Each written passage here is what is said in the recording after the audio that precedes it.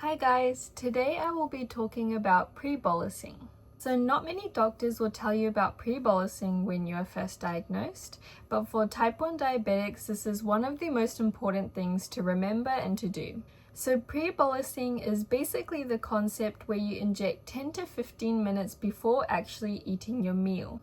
This is because although short-acting insulin works quickly, it usually takes between 10 to 20 minutes depending on your pen type for the insulin to actually start working. So by injecting 10 to 15 minutes earlier, this matches up with your glucose spike when you eat food, whereas if you inject right before you eat, the insulin spike will come after the glucose spike. So pre-bolusing will help to match these two peak effects together.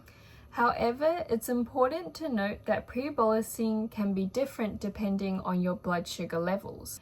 For example, if your blood sugar is already close to being low, it is a good idea to avoid pre-bolusing.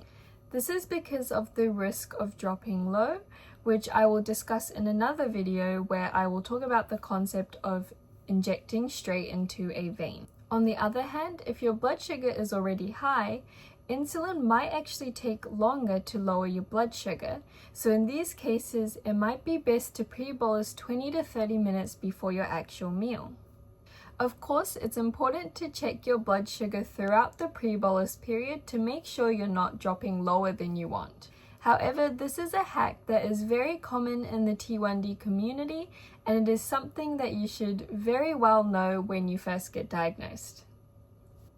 Thank you for watching, and I will continue to make these very short videos on different tips and tricks that a lot of type 1 diabetics don't get told when they are diagnosed. So if there is anything that you want to know about or that you've heard of and you don't really understand, then let me know in the comments and I will explain it as best as I can in another video. Bye!